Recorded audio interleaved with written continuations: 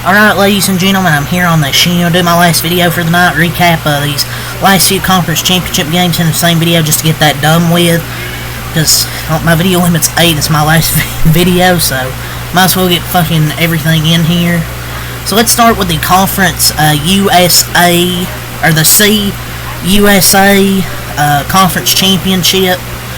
Number 1 Liberty beating number 2 Jacksonville State. 79-67 reaction, and this Liberty team is low-key scary. They've got hot in this tournament, especially shooting. Like they've shot the lights out from 3 last 2 nights. Tonight, and just from the field in general, inside and out, they were absolutely fantastic. And Jacksonville State at the free throw line, they just didn't shoot well in general. They were able to hang around in the first half despite Liberty making. I don't know how many threes, but they made a few and shot really well. But Liberty for the game, 60.0% from the field, 12 of 20 from 3, 60.0%. They were led by Mr. Matheny with 21 points, 3 assists. He's going to be a player to watch in this March Madness tournament. There's a bunch of players to watch out for in this tournament, but he's been lighting it up lately. And Liberty's punched the automatic bid to the tournament. And they're lethal shooting. Lethal from 3-point range. There's lots of capable shooters on this basketball team. And I have a feeling his name will be trending next week as Caden Matheny. And the Flames, I think, will probably be a 12 seed at a 28-6 record to win the CUSA. As a hell of a year for Jackson State to make the conference championship, but Liberty was just the better team. They were the best team in that conference the whole season, and they survived Kennesaw State, and they pull away to beat Jackson State. Most of the favorites have taken care of business. There's some upsets, but there wasn't really going to be many upsets in these conference tournaments. Like, there's a few, but not really. Liberty could be a 13 seed, but their resume is significantly better than, say, a High Point. So I think for that reason they'll be a 12 seed. But a 12 versus 5 seed, I could see a Liberty upset. I'm not going to lie. No cap. No cap.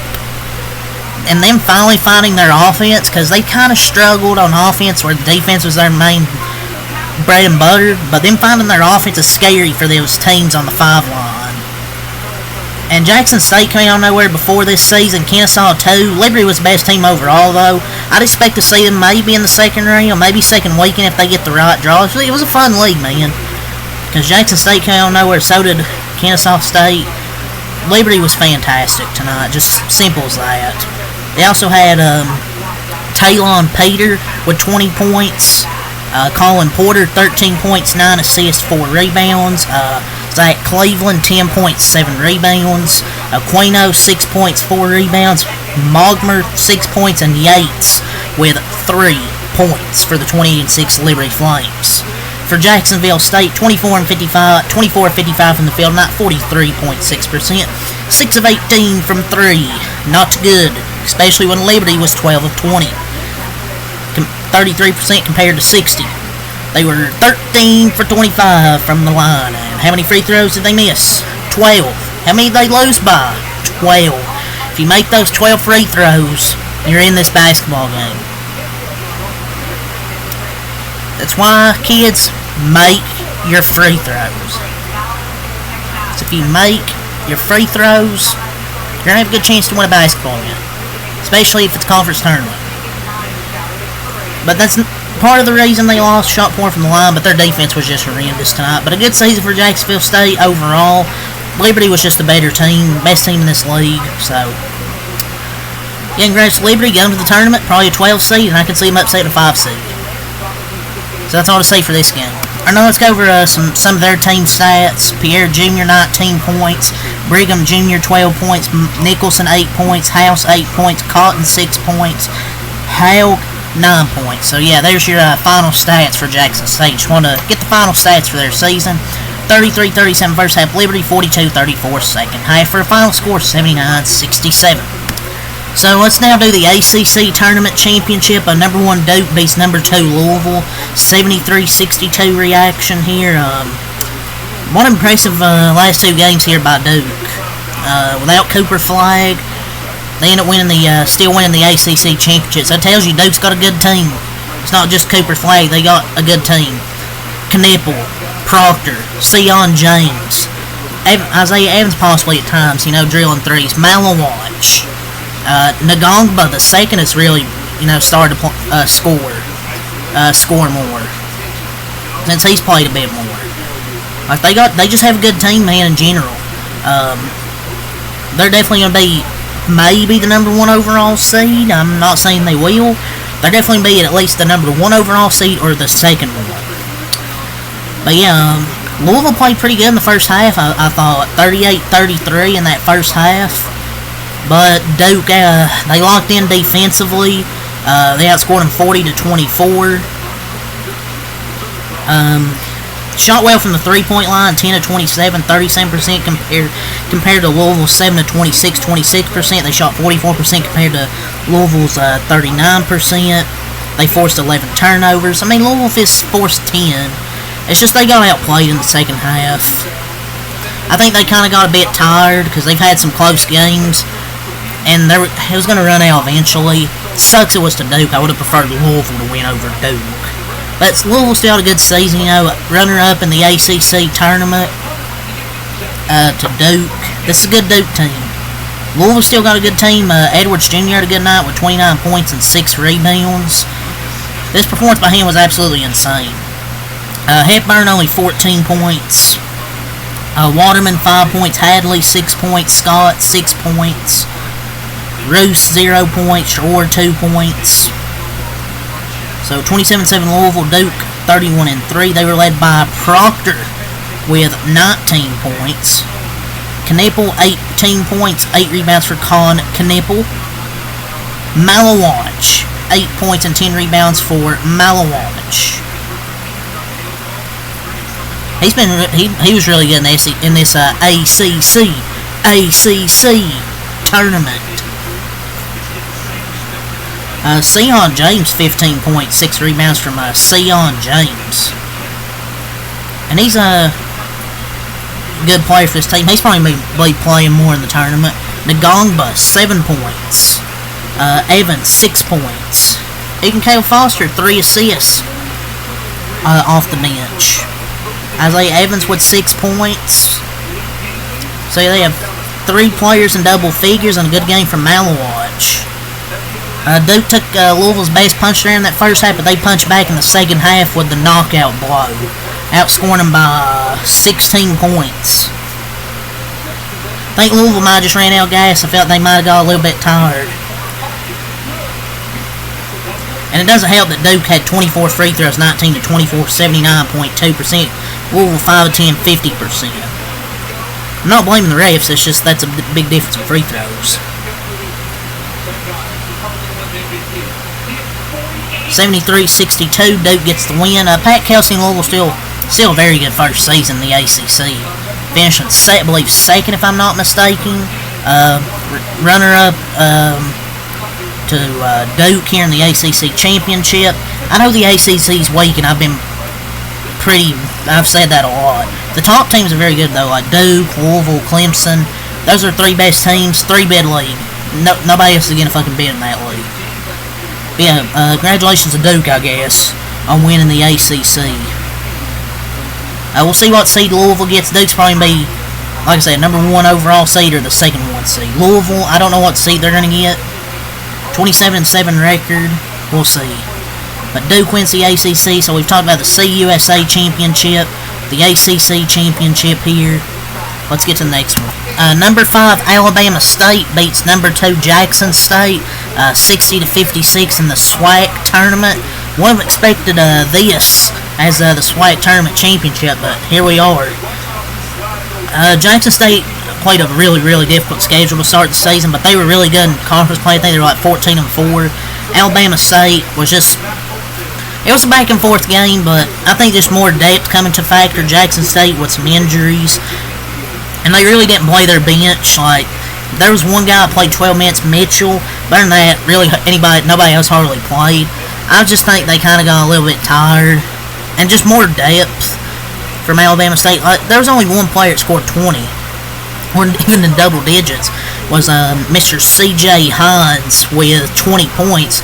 But you had other guys chip in like Walker, 5 points, Knox, 7 points, Madlock, 7 points, 3 assists, 12 rebounds, Bass, 6 points, Fulcher, 7 points, Octave, 4 points, Ocon, 2 points, Simpson, 2 points. Jackson State, 20 points from Shannon Grant, 20 points, 9 rebounds, Ruffin, 9 points, Hunt, 5 points, McMillan, 9 points, 7 rebounds. I believe all 9 of those were after halftime. Mansell, 4 points, 6 assists, 8 rebounds. So the leading scorers for both teams had 20 points, but I just think more contribution. Mitchell with 9 points, 3 threes off the bench. I just think Alabama State just had more contribution. Just more depth than this Jackson State team. But Jackson State has still had a good season after that rough start to their schedule to even get here to their conference championship. They put together a great conference tournament in Alabama State. Are now headed to the dance. Awesome job from Tony Madlock. They're probably going to be a 16 seed most likely. I don't know. I would say they're going to be the 16th seed. Or they might not be. Who knows? We'll see. But a great job. First winning season for Bama State sports in 10 years, so results in a tournament bid. Fantastic job by them. Jackson State, good season, just comes up short. 16-18 final record. Alabama State 19-15. We'll see where they land in Selection Sunday. But that is the Swac Tournament Championship. Let's get through this one right quick. Number 2 Grand Valley beats number 1 Grand Canyon. Beats number 2 Utah Valley. Number 2 Grand Canyon beats number 1 Utah Valley. 89-82 reaction. Very, very fun back and forth game. Grand Canyon's low key becoming a mid-major powerhouse. I'm pretty sure they won this last year too. Just a team effort, man. I mean, 6 of their 8 players scored double figures in this one. Just a total team effort from Grand Canyon. It was really Tanner Toulson, and Carter Whaling that really carried the load for Utah Valley. Toulson 28 points, 8 rebounds. They're gonna get in the NIT probably. Tanner Toulson straight up baller. Great performance from him this weekend in this tournament. He's got a bag, man. 18 points, 6 rebounds for Whaling. 10 points from Ledenhart. But Grand Canyon just got more contribution. They were led by Mr. Harrison. 18 points, 16 points, 10 rebounds for Brennan, 13 for Coles, 12 for Tom Grant Foster, 5 rebounds, Williams, 12 points, and Locke Ward, 12 points. So just a more balanced team effort. Utah Valley had a very good season. Both these teams did, but Grand Canyon was just a better team with just more depth that played a factor tonight for them, and went 89-82. It was 40-33 first half Grand Canyon, but it even up 49-49 second half. I just think it was that first half comfortable gap for GCU, and just that wasn't great defensively, but their offense just was enough firepower. So a quick little recap there for the WAC tournament. Grand Canyon's a strong whatever seed they get. Probably like maybe 12, 13, 14 seed maybe. We'll see. Now let's talk about the Big West tournament. Number 1 UC San Diego beats number 2 UC Irvine 75-61. UCI had a 2-point lead at halftime, 33-31. UC San Diego outscores them 44-28 in the second half to get to a 30-4 record. Look, if I had a vote, I would do a 2-bid Big West. I don't think it's going to happen. Even if it's just UC San Diego, man, 30-4 record. I low-key think they could upset somebody. Tommy, well-deserved season from this team. Its first year D1 eligibility, finishes 30-4 and is headed to the Madness. This is one of my picks for best story because, I mean, first year of D1 eligibility, 30 wins. You win your conference and you win the conference tournament. This team leads the nation in turnover margin, commits fewest turnovers in the nation. It's .3 off leading the college basketball steals per game, and shoots about 37% on average from three as a team. They had 4 record for them, 28 and 6 for UC Irvine. They were led by 22 points from Gray, 10 from Capich, 14 from Tate Jones, 14, 8, and 8, 11 from McChee, UC Irvine, 18 from Holland, 12, 8, and 7 from Tillis, and 10 from Lewiston with 7 boards. It's a great game from UC San Diego. That's all I'll say for the night. Leave a like, comment, subscribe for more. Until next time, I'm out. Peace.